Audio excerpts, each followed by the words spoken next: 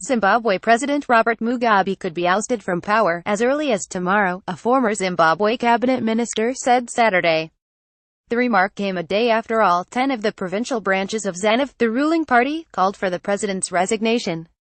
Tshinga Dube, a former war veterans minister, told the Associated Press, "We are just going to properly send the old man away as early as tomorrow or so." Mugabe is said to be resisting calls to step down as he remains under house arrest with his wife, Grace. Zimbabwe crisis WHO are the key players. Army Commander Constantino Chiwenga, who led the military government takeover following Mugabe's move to fire his vice president last week, is scheduled to meet with the leader for a second time on Sunday, according to Zimbabwe's state-run broadcaster. Members of the negotiating team are also expected to be in attendance. Talks have been ongoing since the takeover to find a seamless path for Mugabe's removal. In an organized rally Saturday, thousands took to the streets of Harare, Zimbabwe's capital, to demonstrate against the leader.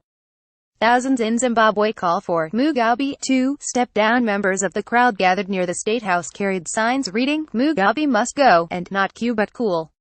Protesters were also seen removing street signs bearing Mugabe's likeness and stomping on them, as pressure builds for the 93-year-old longtime leader to step aside.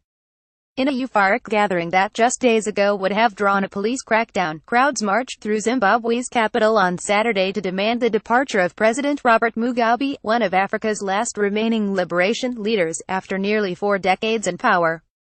AP photo. Ben Curtis, one speaker at the rally, expressed popular anger at First Lady Grace Mugabe, whose apparent attempts to succeed her husband were a factor in the military's move.